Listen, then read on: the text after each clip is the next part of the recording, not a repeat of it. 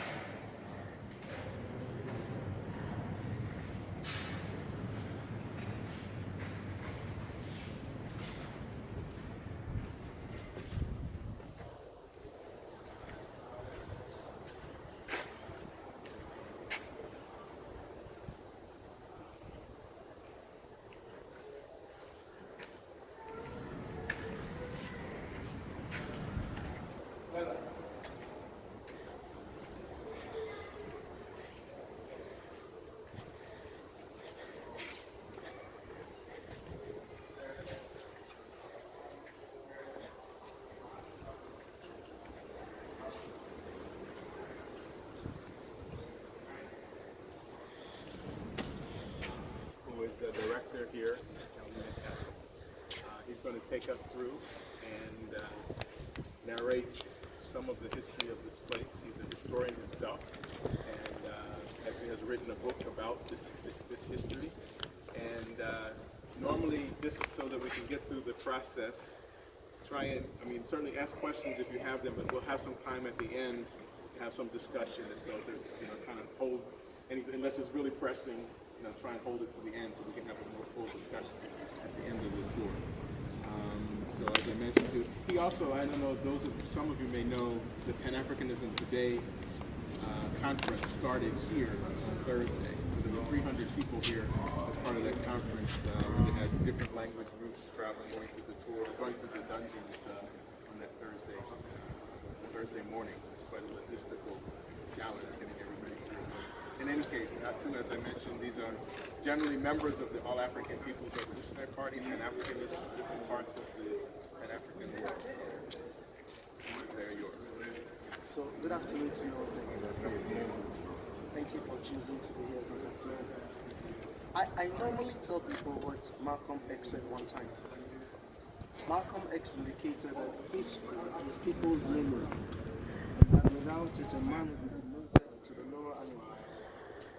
But as I kept thinking through it, I asked myself the question, if that is the case, then memory that is not taken advantage of to correct a system or enforce a structure, can we describe that to be memory?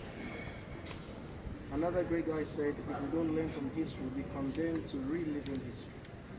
So I tell people, seeing Elmina Dungeons of the Castle is not just a place to visit, but a point where we all connect to correct, and by that, securing the future for everybody.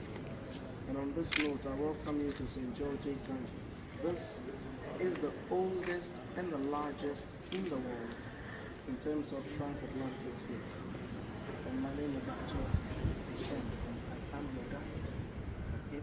We're going to start a tour from the female section, so let's please come over.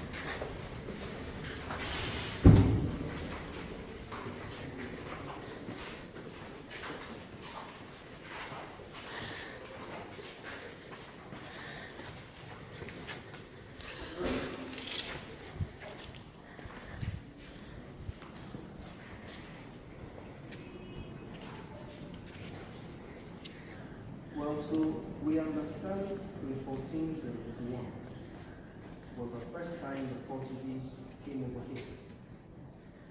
They came here at a time basically to trade. And the system of trade back then was the barter system. So they were given out goods for goods. When they were coming, they brought along guns, gunpowder, spirituous liquors, trinkets, among others, and exchanged these for gold, ivory, nature, and the other spices. The one major thing the Portuguese were interested in was gold. And incidentally, the locals were giving them so much. So they came to believe the town would be full of gold. And for that reason, they called this place Elmina or Damina, meaning the mining Yamana. So actually, this is the word that will not be pronounced properly. So it was corrupted to today's word Elmina. And invariably, it became the name of the town. But I do tell people that will not suggest we never had a name before baking. We did, and our name was Anum Ansa. Anum Ansa simply means that when you drink, it doesn't get finished, or sort of inexhaustible kind of water. 1482, that's 11 years after the Portuguese had first come, led by their captain called Don Diego de Azambuja. They came to see the chief of the town called Nana Kwamina Ansa. They negotiated for those plots of land and had a structure put up. It's on record that the chief was hesitant in giving out the land, citing cultural differences to be a problem in the future. In fact, he went further to even suggest that friends are better friends if they don't live together. But upon persuasions and assurances, he gave in. And that would become the first time in the history of the world the West African chief would legally transfer a title to a plot of land to an European, and for that matter, Portuguese. Materials for construction, most of them were imported. And the color of the brick will help us understand which side of it was done by the Portuguese and which side of the structure was done by the Dutch. So all red bricks you see are Portuguese. All yellow bricks are Dutch. Places where we have the yellow and red at the same place will be sort of recent development. To the Portuguese, they had two reasons basically why they built this. One, to trade, and then two, give out rooms for the missionaries who were to come in to spread Christianity. And when they came out first, they were Catholics. From the onset when they were into gold and ivory and others, all these rooms on the ground floor were being used as storerooms or warehouses as planned. But then from the 1500s, it shifted gradually from gold and others to human trade. And when it got started, the same storerooms we had were then converted to holding places where the Africans were kept. And at the peak of it, the whole structure will talk of a minimum of 1,000 at a time. 600 of them men, 400 women. And the women were occupying this section of the structure. I try to let people know that the Portuguese in the castle of the dungeons never got up one day and said to themselves they were going into that evil trade. So something actually brought about it. But then before we go into what brought about it, we must also understand that slavery, one form or another, had been with all the races in the time past. But connecting the connotation with the word, we cannot say that it was like that here before the foreigners came. Because the system we had in place was not as they introduced. That person that will be seen over here as a slave before the foreigners came, to a greater extent, ought to be seen as a servant. Because in most cases, that person had rights. He could marry, raise free kids, acquire properties, pay the price on his head and be a free person. It was very difficult in most cases identifying a slave from a free man, because almost same way he was sheltered, clothed, and fed. One thing that happened to the system that was even unique was the fact that the so-called slave could shift from that status to a royal status. How would that happen? One, when the man proved to have managerial ability or military skill, he could become the caretaker of the master's household. Descendants of such became royals. Women got married into the system. They ceased to be servants or slaves, and from them had royal descendants. Some managed to shift from one community. They began a community for themselves, and by that shift, they all became royals. In Ghana here and now, there are so many chiefs in the various villages, communities, and towns whose ancestors, as a fact, were not royals before, a so-called servants or slaves. And by hard work, marriage, or the shift, descendants all over are chiefs. And partly because of that, it becomes a taboo to refer to anybody as a slave. In fact, I dare say that, but for the coming into being of this kind of industry, issues concerning slavery and trade will not be talked about in our communities. Why? Because, especially with the accounts, there will not be any properly constituted extended family system that wouldn't have a line or two, which will not be part of it originally, but brought in. For example, over here, the mothers are very important because they continue with the generations. So in one generation where we have about 15 boys and 2 girls, that will be a problem for the next generation. So they'll bring sisters from other places to make up the numbers for the next generation. And these are all part of the family. So who are you going to policy? So it's a discussion you don't have. In fact, you don't point to where a person is coming from. That is another statement to support the claim. That if I tell you that I'm from Elmina, that ends the discussion. No probing into it. Okay. 3 basic ways one could become a servant or so-called a slave before the foreigners came. 1, you could talk of prisoners of wars. 2, those convicted for some offenses. 3, those who were given out as pawns for debts. So that if you go and borrow, the time was due for you to pay, you don't have whatever it is to pay. You can let somebody go and serve, and the period under which the person serves, he or she will be seen to be a servant or also a slave. So this was in the system before the foreigners. Again, I try to let people know that much as we would agree that the Portuguese got here first in 1471, it's not in any way to suggest it was the first time they started taking Africans from West Africa. No. They were taking Africans long before they got here. The first time is said to be 1440-41. Some say they are 10, others say they are 12, from a point that later on became known as Rio de Oro. To them, they had only one reason for taking the 10 or the 12, serving as a proof that they finally gotten in touch with the people. Now, when they got to Portugal, then the prince saw them and was happy for 2 reasons. 1, some were to be educated to serve as interpreters for the Portuguese coming back to West Africa. And 2, as they put it, the most intelligent ones to be trained to become missionaries to East, the spread of Christianity here. But then sadly, when they got settled, they never came back as intended or planned. They rather ended up as slaves. And from that time, no other European came and went back without African captives. Making us understand, they started taking Africans 30 years before they first got to Elmina, and 41 years later, this was built. And that's more the reason why most people believe the Portuguese never built the castle only for gold and ivory and others, but also for human trade, because long before it was built, they were already taking Africans approach.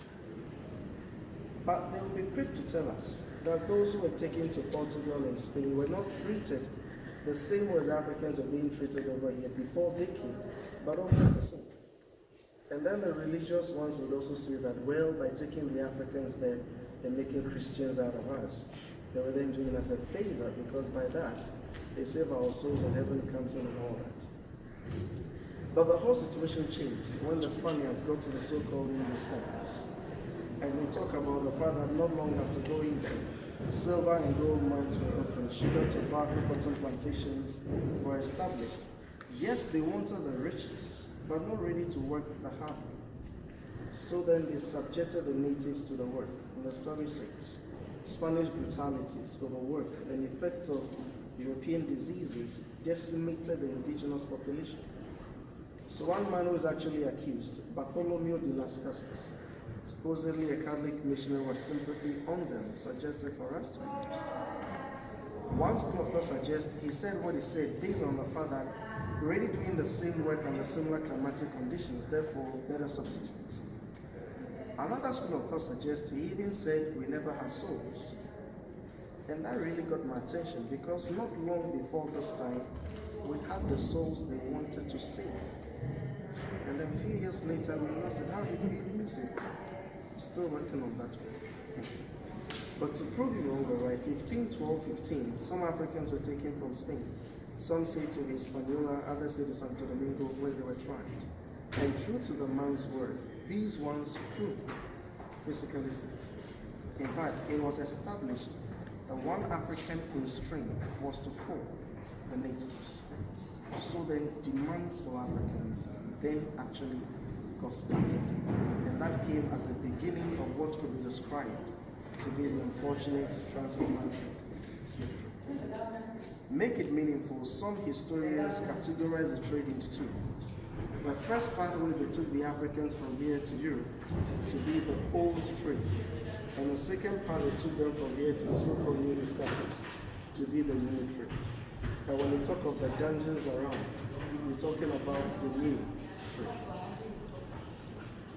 One thing to me very sad when it got started was the fact that in most cases, the Europeans on their own physically could not have gone to all the various places to gather the Africans all by themselves. So broadly, three ways came out. One, the Europeans captured some people themselves. Two, they moved with Africans to gather Africans. Three, there were some Africans also who gathered people, brought them down to the so-called traders and from them to the Europeans. Is there one thing that brought in most? We could talk of intertribal wars. So the more there were wars, the more there were prisoners of wars, and the more they were exchanged mostly for weapons. And that's where the Europeans are even accused of masterminding most of these wars. There are some people who come over here and they are kind of bold to say that Africans were giving out their own brothers and sisters. And you feel like telling them to shut up because they are not in a position to define for us who a brother or a sister could be at the time. Today, I say to people, Africans all over the world ought to see themselves to be one, so then we can call ourselves brothers and sisters. But this mentality is recent. In the past, a brother or a sister was limited to a lineage, a tribe, or a kingdom. And outside it, you are not seen to be one. And those of the same groupings that saw themselves to be one, therefore calling themselves brothers and sisters, 99.9% cases never gave themselves out, but those of others. And these ones were not seen to be one, to think of a brother and a sister as to giving themselves out as if there wasn't any conscience. No, that was not it. And I tell people that if anybody would do a diligent study into the story, we may come to one conclusion, that the Europeans at the time were smart in one direction, in the ability to create a society that by itself would produce people without them not being involved physically. How? Use Ghana as a case study. Ghana, we could talk of the Asantes, the Dinchers, and Akwamu people. And supposedly these were the strong tribes we had. And incidentally, all these were Tree-speaking tribes. Now these were fighting with others and making them part of them. At the zenith, the Asantes defeated the Dinchers. And Asante with the Dincher, Akwamu was never going to be a fight. So I tell people, Ghana could have become a kingdom bigger and larger than today's Ghana. Asantehene most assuredly would have been the king, and Tree would have been the lingua franca. And with everybody speaking Tree and paying tribute to one king, it would be difficult for anybody to penetrate. So make the system work. Help smaller ones gain their independence from the larger. So then the more independent state created, the more the need will come to get the weapons to defend themselves. And the only way to get the weapons will be to bring it here. So you make it a principle divide already divided people and heighten insecurity that will fuel the system. And sad to say, in the 21st century, dividing and conquering seems to persist in most of the African societies. By 1637, the locals here were fed up with the Portuguese. Looking for saviors, they saw the saviors in the Dutch. Exactly what they saw in them, I still don't know, but they helped the Dutch. They fought the Portuguese, defeated them, and took over. Sadly, when the Dutch came in, they were not the angels the locals were looking for. They rather extended the structures and took in more captives. 1807, English came out officially to stop the trade. 1814, the Dutch officially did same. But those over here doing the actual thing never stopped. So from that time, what they called illegal trade got started. At the latter part of it, it was no more profitable. So on the 6th of April 1872, the Dutch and the English finally exchanged or swapped possessions. The Dutch gave theirs over here to the English, to that of the English in northern Sumatra in Indonesia. When the English came in, they used the castle for purely administrative matters. But of course, it doesn't mean they never took part. At the time, they were using the Cape Coast Castle for this. During the World War II, they brought men from all English-speaking West Africa, except Liberia, to this place. They trained them here, took them to India and Burma, where they fought for them. And these are the ones we call Royal West African Frontier Forces. After the Second World War, the structure was used as a police training school in 1948. So the English were in control until 1957, when we became an independent state, and we kindly asked them to go back. Yeah. So as it stands, the structure is 536 years. Out of 536, the Portuguese were here for the first 155 years. The Dutch were here for 235 years. The English were in this particular one for 85 years. In Ghana, the last group, we've also been here for 61 years now and still counting. So that's in a way a brief history into the background of the place. And as we go on, if there's any question you can ask. Otherwise, we take it to the end where we have a little discussion and all the questions could come up. But before we begin to move, there's a question asked me. A woman had two kids in Kumasi. One day she was going to the market to get stuff to take care of the kids. Along the way, war broke out. Every effort in going back to take care of the kids failed. She was captured, brought to the dungeons here, survived the brutalities, survived the Middle Passage, ended up in, say, Jamaica. And there in Jamaica, she had kids, but not long after she died. Today, those in Kumasi, and in that sense, Ghana and Africa, are the descendants of the kids she had. And those in Jamaica, and in that sense, diaspora, are the descendants of the kids she had. So in that sense, whose ancestor went through the dungeons? That's the question. Both. Both. Yeah. So I tell that to let people know that when you are in Africa, you connect to the dungeons and not only those outside, because we come from the same story. Okay.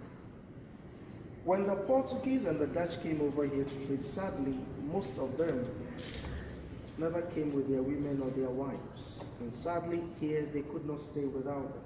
So governors, soldiers, traders kept on abusing the women sexually in the dungeons. When the governor wanted, because of his position, he stood up on the balcony, ordered the women out, and made his choice. This lady chosen could have been in the dungeons for a woman, never cleaned her feet, never took a bath or bath, gone through menses sometimes. Still the governor wanted. So the soldiers had the responsibility of making sure the woman was washed. How did they do it? They fetched water from the tank of the cistern. They washed the woman at the center of the courtyard. Women from the dungeons looked at her. After the humiliation, she was dressed up, given something to eat at least to restore. But up on the stairs there we call it private access to the governor's room. This chosen one was taken to the governor. Yes, please, sir.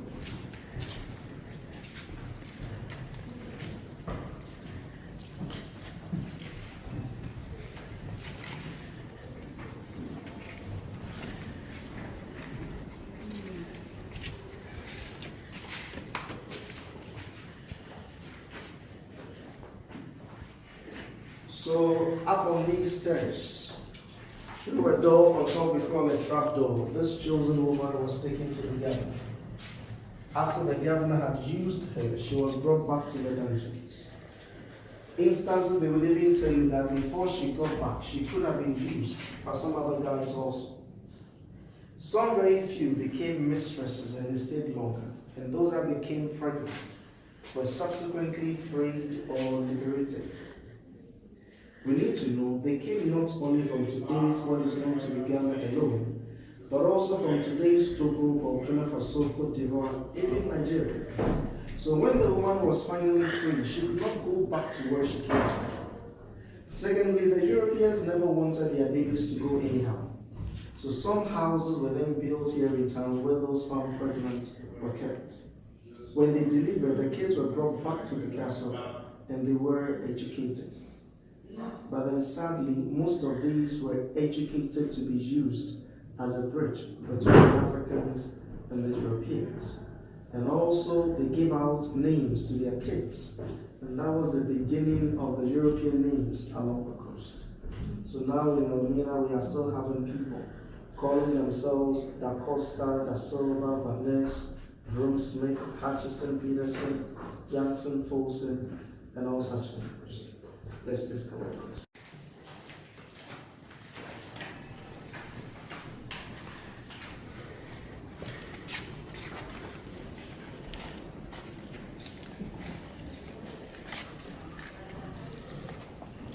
Just underneath the whole courtyard is a water tank or a cistern. This was built by the Portuguese. Rainwater was used to fill it.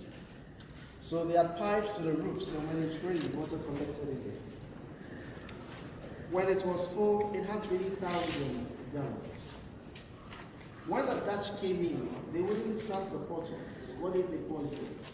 So they stopped using those and had a bigger one built in the main Portugal. But then sadly, when the same Dutch guy who was thinking this could be poisoned picked a lady to be used, then the water to him poison became good enough to clean the water. Today we're not using this also, but it's been proven water in here was not poison. Several things we can tell you they are original, but even these original things have been plastered and painted on several occasions. So one thing we can vouch to be as original as the Portuguese left it would be the bricks underlying the system. Made you understand red bricks are Portuguese. So these are original from the Portuguese. Something as old as the structure, untouched, will be this. There is a cannonball. 8 of such were here at the time. Each one of them had chains on it. And they were used to punish the women who to them were very difficult to handle. Several reasons why a woman would be perceived to be difficult. But the commonest was when she had refused or resisted from a soldier. So doing just that, she was pulled out of the dungeons in courtyard, chained to the ankles or the legs with 2 cannonballs. Rain or shine, she was made to stand in it for as long as they wanted, no food as punishment. The idea or the concept was to put fear into them, uproot the spirit, so that any time an Israel would come, easily have one to be used. So then we know, soldiers, traders, governors, all using the meaning, partly explains why we have a light color skins along the coast in those days. Today, the light color skins are gradually fading away. However, there are rare cases where a dark-skinned guy gets married to even a darker-skinned lady, and all of a sudden, a lighter kind of skin baby pops out. And before, the men will not take it lightly. They will ask hard questions as to where the woman got the baby from. But today it is changing because they are better appreciating what happened in the past and possible effects. Now, let's walk through the thing.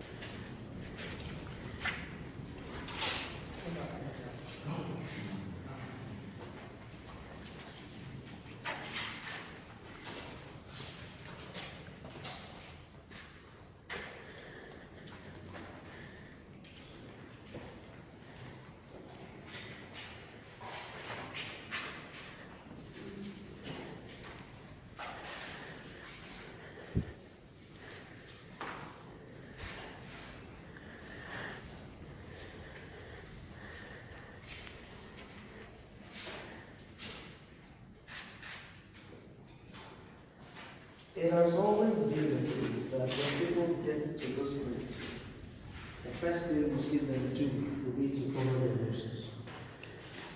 But I tell people, no matter how bad it could smell sometimes, no matter how stuffy it gets other times, it's nothing to be compared to what was happening back then. Now where we are is said to be the largest of the dungeons for the ladies. And here you're talking of 100 to 150 people in this small space. You look at the floor as hard as it is, they were packed or were sleeping. They gave them food and water once, twice a day, and very little just to keep them alive. A month or two, they were held in here and mostly allowed that when the governor was going to pick one to be used. Here also, they were not allowed to wash down, and women, some had to go through their menstrual issues and still be sleeping in it. That hole over there, among others, was for ventilation. But unfortunately, this was connected to a place they call magazine, where they kept ammunition. So then whenever there was any leakage, the fumes or the chemicals came straight to the dungeon and worsened a really bad situation. Here they were given 2 containers or receptacles. One was placed at the corners, where they were expected to go to ease themselves or go to the toilet into them. But they talk about the fact that during the second one, they themselves became too weak, such that some, if not most, were unable to move from where they were to where the containers were to do it. So practically, they had everything on the floor and they were sleeping in it. Meaning that what you see today, sometime past, heart fevers, urine, vomit, menstrual blood, and you seriously cannot underestimate the heat in the stench. And these, among others, explains why they were dying. One question everybody would ask is, the trade was evil, but if the ultimate was profit, then at least, why let them die? Keep them well, get all of them, and get all the profit. But sadly, that was not the case. And when you push for an answer, you never get a definite answer.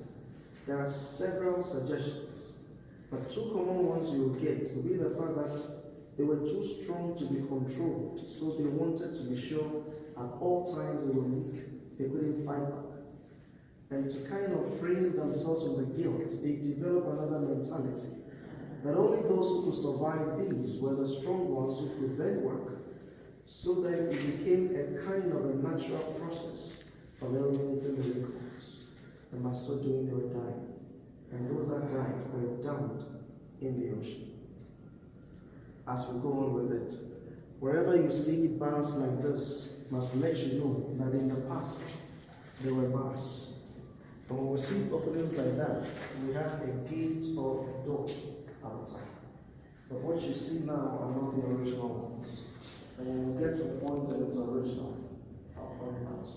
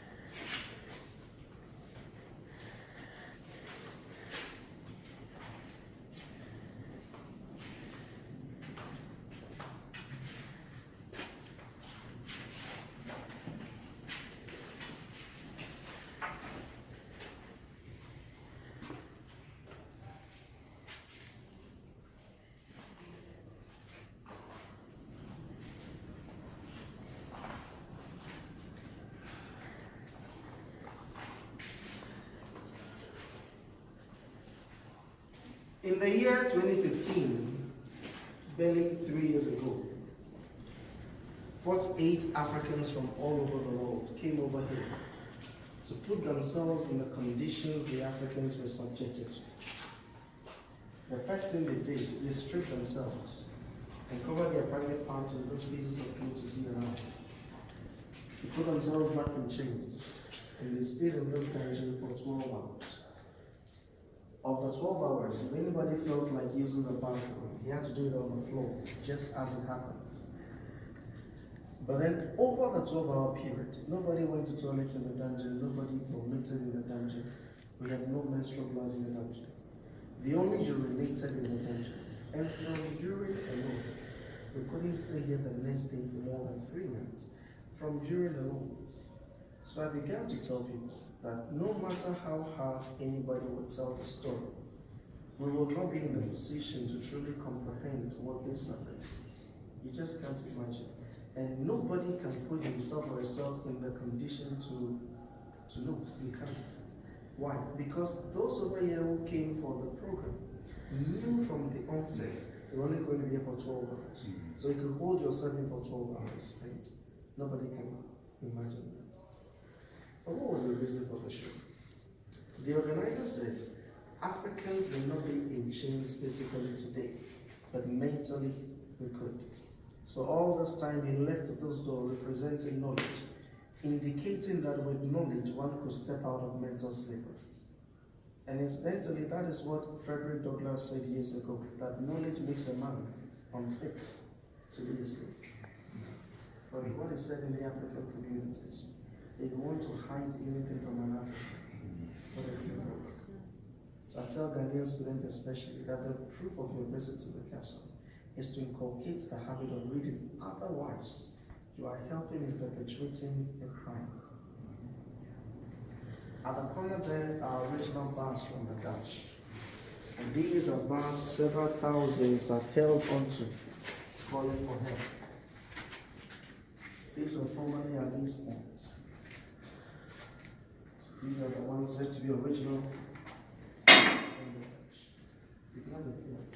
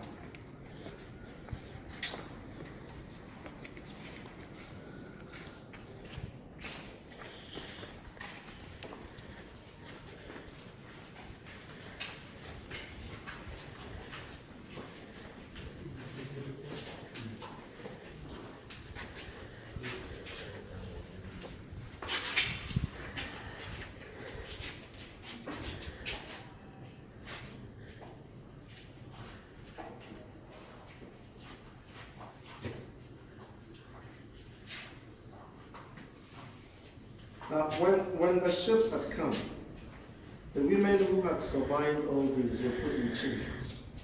They were taken down this way to the room there, and from there to the last point in the process. They called this place the room of no return. So there they were given out to the boats and they were taken away. These bars were put there not long ago just to avoid accidents. Before, there were stairs where they descended. But then now, because we are not using the water tank, we've made a drainage over here so that when it rains, water would collect in and then go away. So we do not have the steps here as at this time. Don't forget, in those days, husbands and wives were captured. In times of war, whole family could be taken. Brought in here, they were separated. Women were up here, men were down here. all the time in the dungeons, they never saw each other. Most never saw each other again, and that was the end of it. For some few, they could see themselves down there while I was going, but there they couldn't talk to themselves. So they kept on crying and crying as they moved on. We don't forget also a child below 10 was in most cases put together with an adult and sold together as a person. And those above 10 were sold as individuals. But then hey, they never had a separate place where kids were kept. So boys were together with men, girls were together with the women. You can imagine a girl below 10 years in the phases and jury and all that. Most probably died in here before the ships even came. Let's see the room of no return.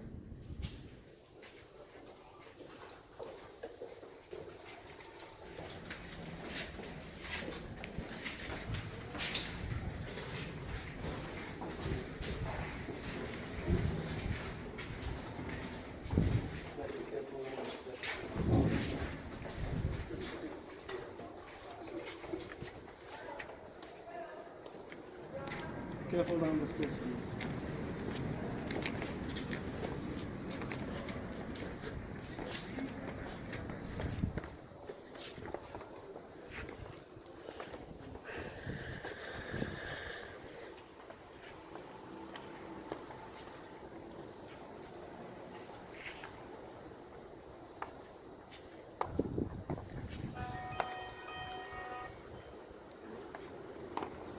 Hello? Hello?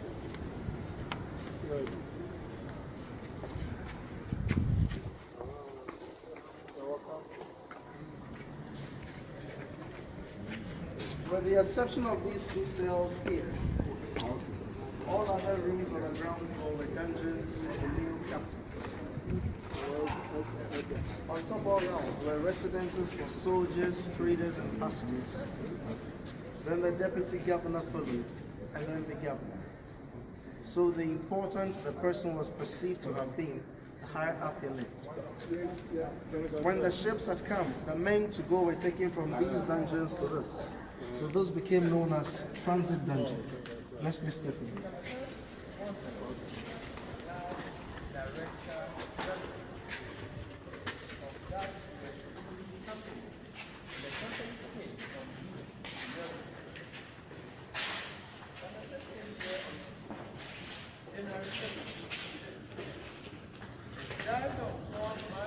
So those became the transit dungeons for the male captives.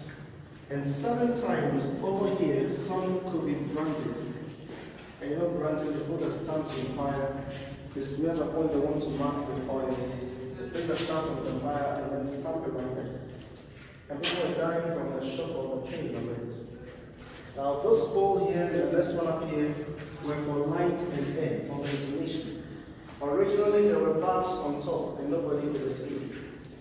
As you come further down, you have to watch your head and take a step down. Watch your head over here, take a step down.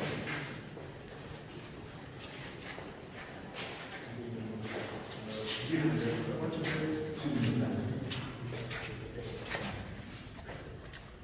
One step, please. One step. One step down. One step down.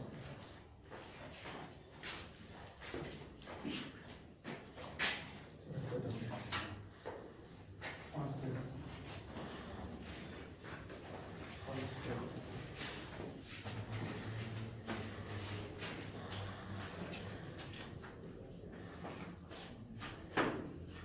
So from up there, the ladies came down. While we just still coming in, the men came in, stepped down. And together they got to the room of no return. That's why I told you sometimes they could see themselves, they couldn't talk to each other. We don't forget, at this point, they were not walking as free as we are walking today. Back then, they had been put back in chains. And one was chained to the other, in the line of 5, 10, sometimes 15. And so you couldn't go as fast as you can, but you can only move as fast as the chains will let you. So slowly, they got to the room of no return. Over here, you have to go down, take about 4 or 5 steps before you raise your head.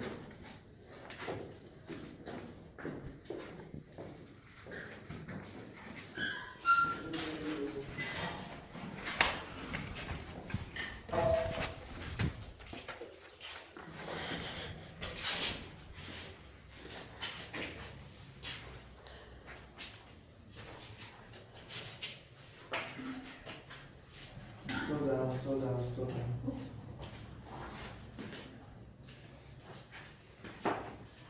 Still down.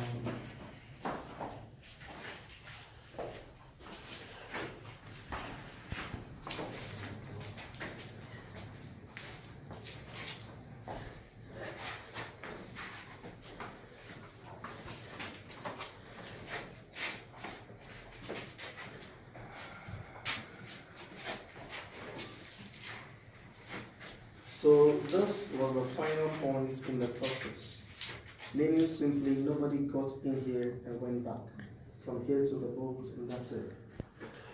And what I try to let people know is that in the life of a captain at the time, life never got better, it only got worse.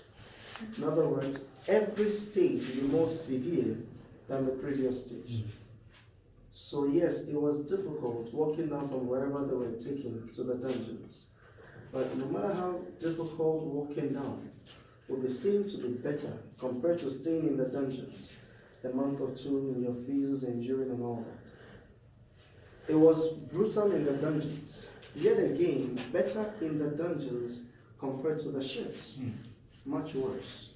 Spaces between desks could be 20, 25, 30 inches high. People need to lie side by side, unable to move and unable to sit up. Hands and legs in chains or in shackles. Some defecating, vomiting all over themselves. And instances one could not get his own hand to clean his own mouth. Many died because of the way they were closely packed. Women were sexually abused, sometimes until death. And it was a regular thing for you to wake up to see the person beside you dead. That was regular. I believe you all know this guy, John Newton, who is wrongly accredited with the song Amazing Grace.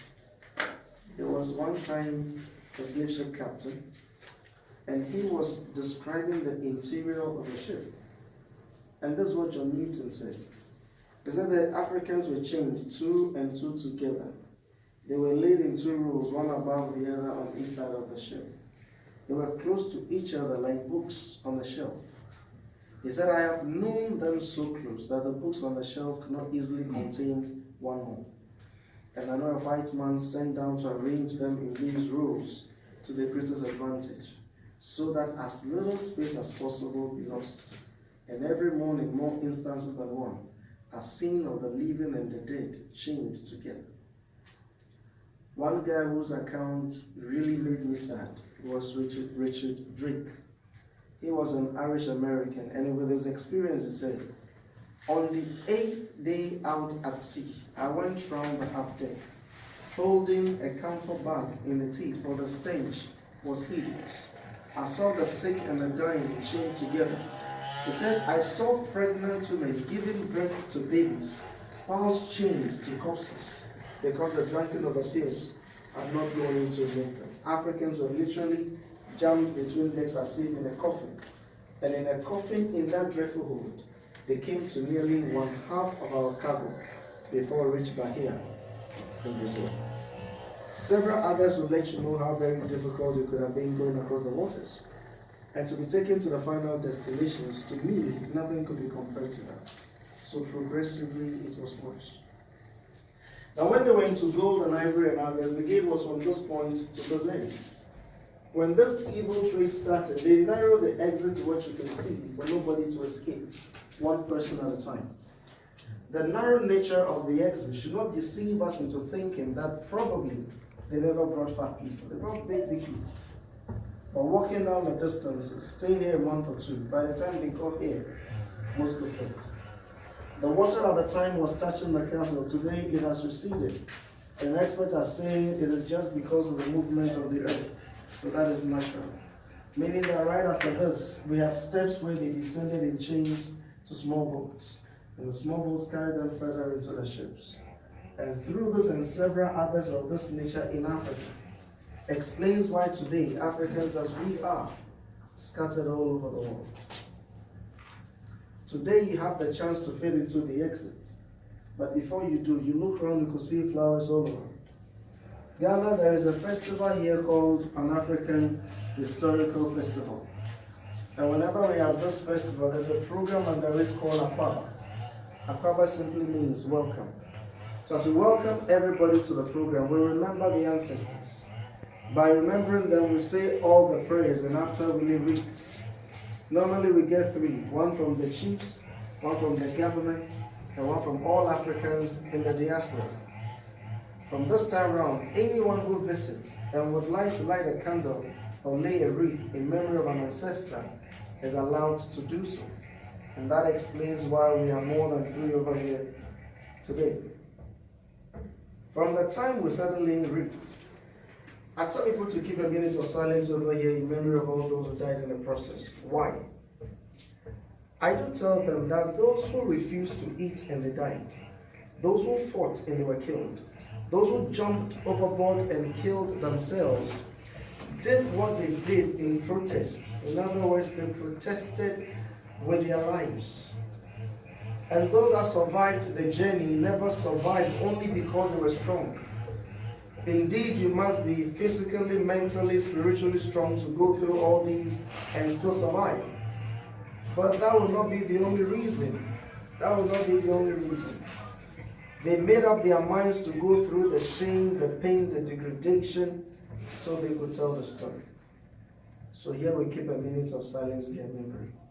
After that, you'll be bold enough to say never again. Again, I tell people, don't just say some words, but make a vow in you to do the little you can do in your own small way, making sure this evil will never again be repeated. A minute of silence, please. One person at a time, you can have a look. After having a look, you just follow me out.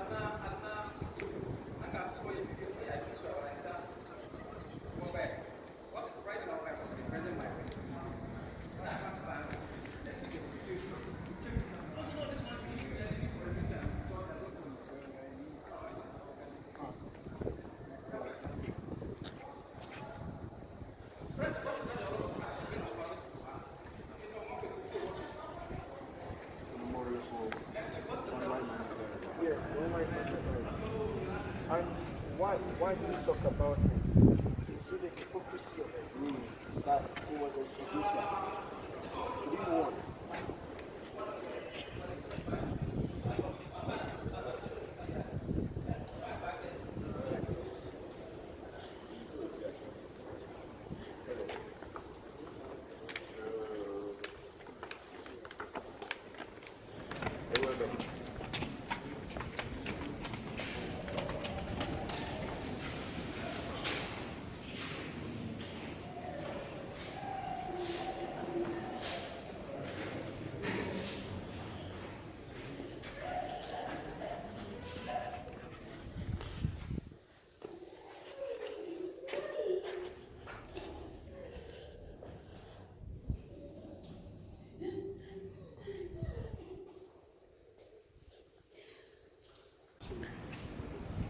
And it's in memory of those man called Tits.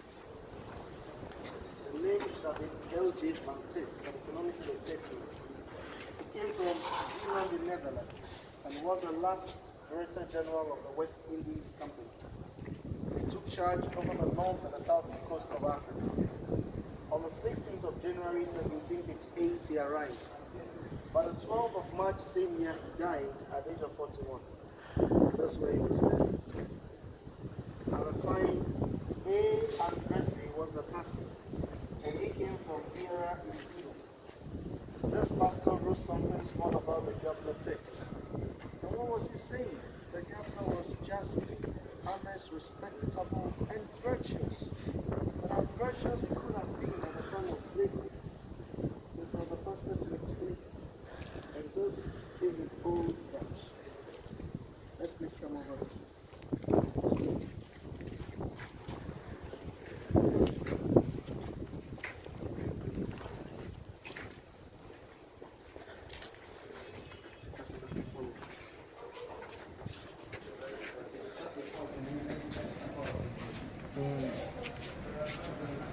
From the time all the countries in Africa started getting their independence, everyone had been trying to sort of reconciling the African people all over the world one way or the other.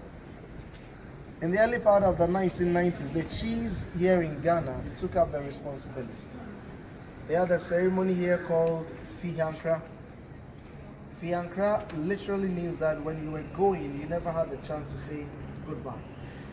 After the ceremony, the chiefs went to the United States, had a long discussions not only with Africans in America, but all other parts. But when they came back home, this came up.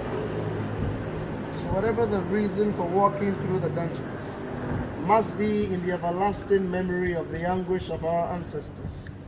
It should compel us to pray for those who died to rest in peace, those who love to return find their roots, and that man never again be given the chance to commit such crimes or perpetrate such injustice against man, and with the living ought to vow to uphold us.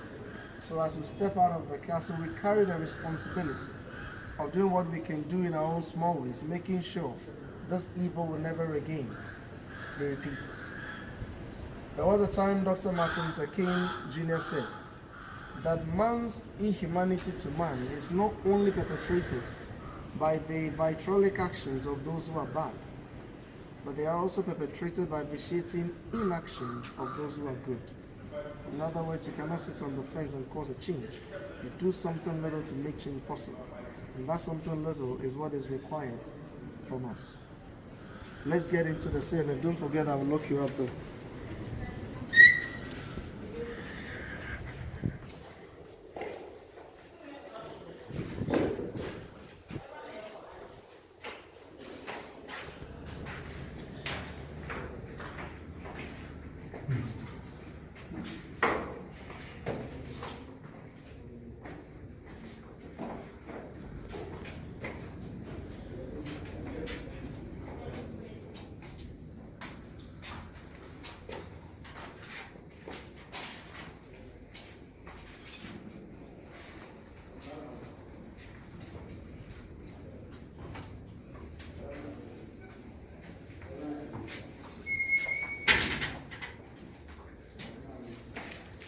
This is a sale, but the sale was not for the Africans. It was for the European soldiers who themselves got drunk and misbehaved. Here in the castle, some of these soldiers could not cope. So they got excessively drunk. They tried going out without permission. Others were frequenting the females' dungeons. So any of such, the soldier will be put in here for some time and later on be freed. But then look at it, because the cell was for them, it was well ventilated. So they took the cell to be too good, no captain was put in there. From where you are, you'll be going to the next cell that has the skull and the crossbones on top. And what is there will even give you an idea of what happened in there. It was the condemned cell, meaning nobody entered and came out alive. Let's have a look. This gate is original from the Dutch.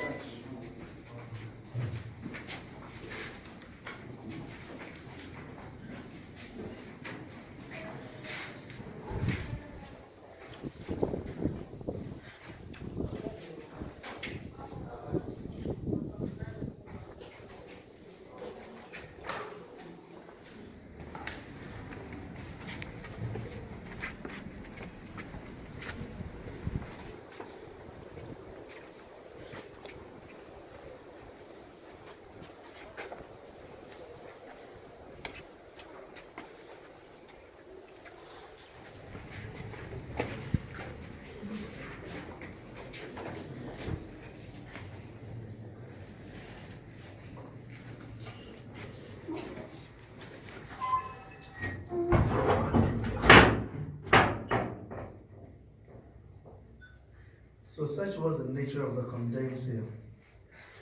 And in most cases, this was for the Africans in the dungeons fighting for their freedom.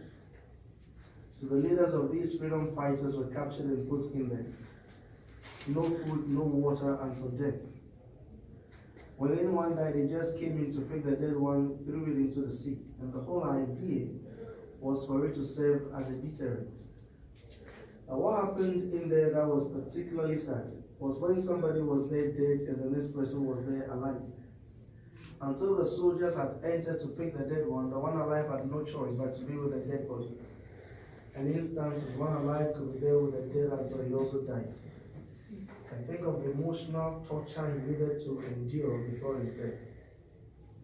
You look up right, there's a small hole there, with these ones in the door, presumably for ventilation. Until recently, they were painting the place. But over some few years, we stopped the painting, and the paintings on the wall started peeling off. But as they peel off, you see the markings under. And bringing it down all the way to the end, there are markings in the wall, all the way to the end. Some say they could mark to count this to keep their minds. Others say in times of pain they can scratch the wall. These ones. So the more they peel off, the more clearer it becomes.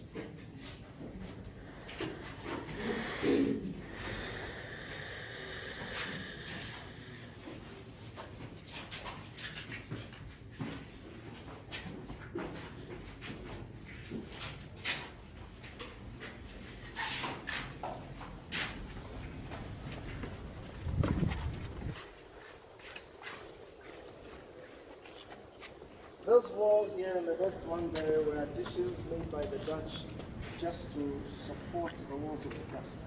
So these were buttresses or support walls. 1948, the English were using this as a police training school. And to keep the men fit, they had the pipes on them, and the police were going up and down for training or exercise. In the middle we had a church, St. George's Catholic Church. When the Dutch came in, they were not Catholics, and they were not interested in worshiping in the Catholic Church. So they divided this into two. They used the top as a soldier's mess, where they were eating and drinking, and the down the hall of trade, where the Africans were upstream and so. When the English came in, they converted the halls to classrooms for the police, and now it's a museum. And you know what, many a times when you talk about the church, somebody would ask you whether you are a Christian. And when the answer is yes, they will point you to the church. So I tried to look through the New Testament side of the Bible to see, could there be scriptures that could have been exploited to commit this heinous crimes? There seems to be none. When they quote that servant should obey the master, I'm wondering, the master was supposed to know that he also had the master. And the underlying principle for that relationship with loving the neighbor as yourself, if that is true, then where lies the verse?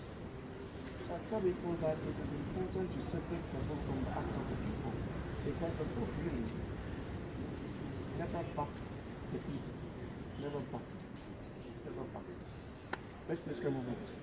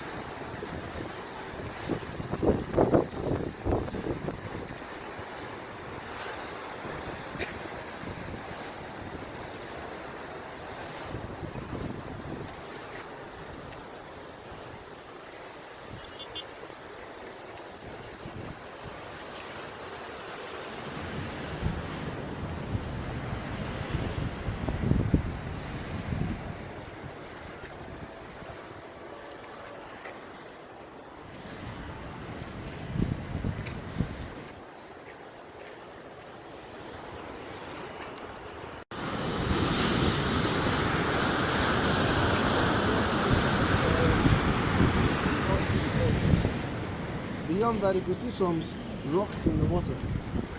These are natural sedimentary rocks. But it's upon such the castle was built. That family explains why for 536 this is still standing in very very safe.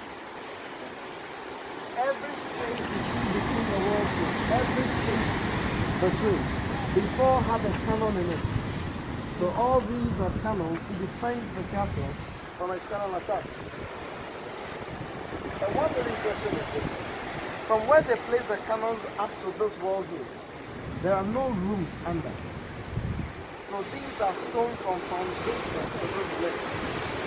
So that you can say that from that point to this end, all will be called wall, curtain wall.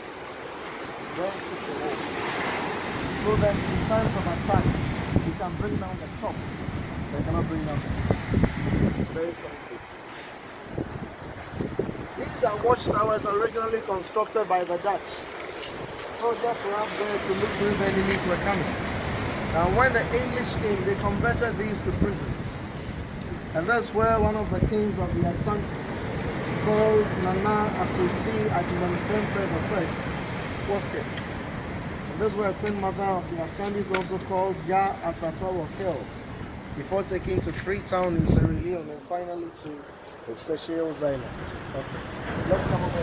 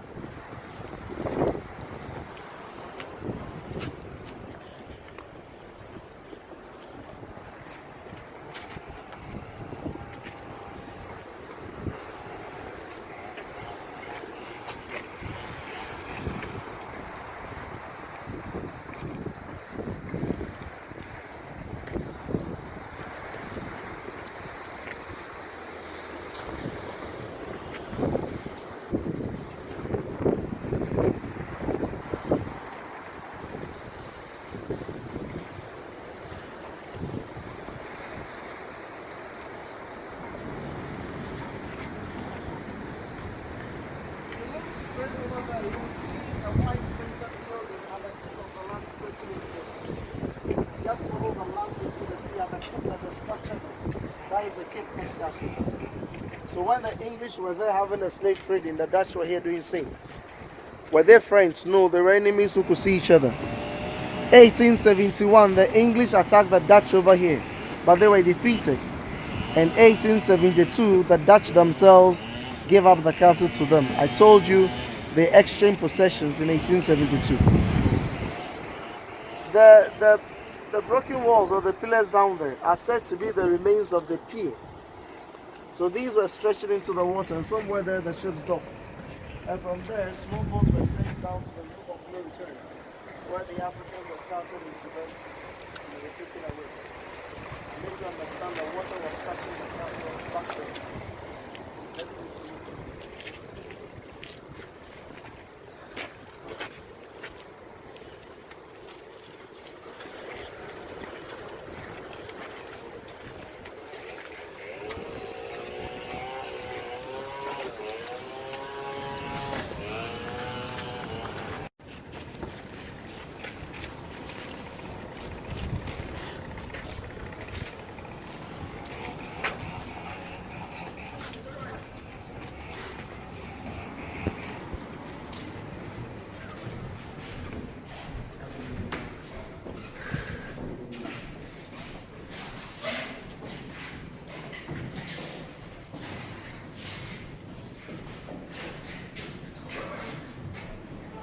Now, this was the boardroom where they had meetings, boardroom.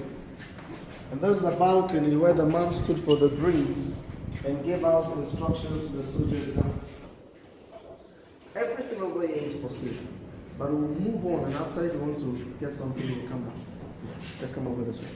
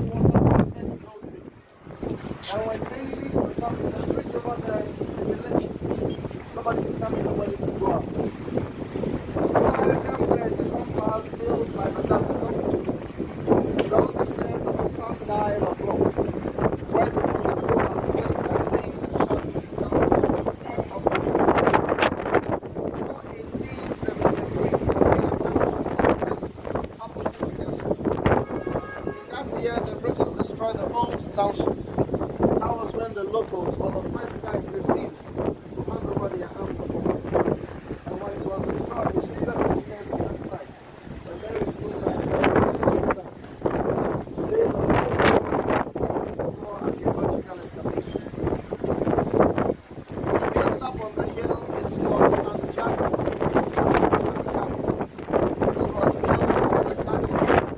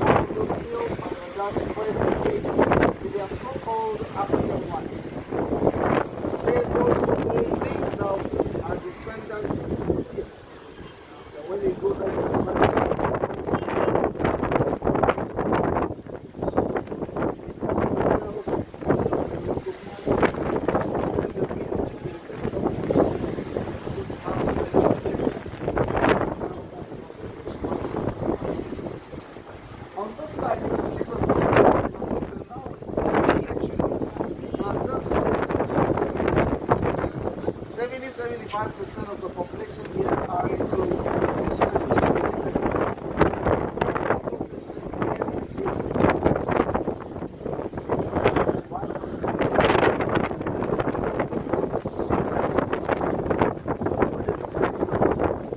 You give her the opportunity to give birth to more fishing than any other day except Tuesday. However, the interesting twist of it, because the goddess is on Tuesday, next Tuesday, the most fertile day of the week. And years past, when we give birth to kids, if you go into Tuesday, chances are that you give birth to more than 10 kids. So if you don't want 10, don't give birth on Tuesday. If you don't want to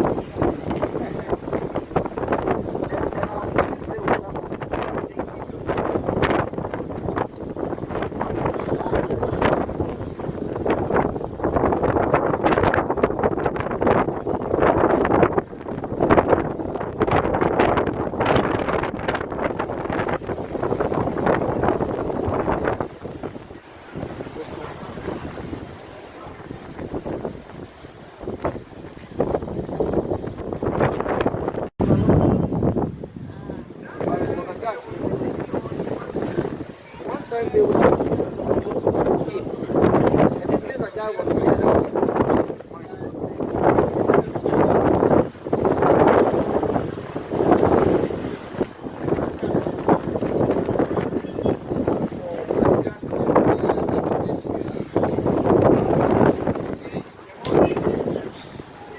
Huh? I'm almost done. Switch to this one.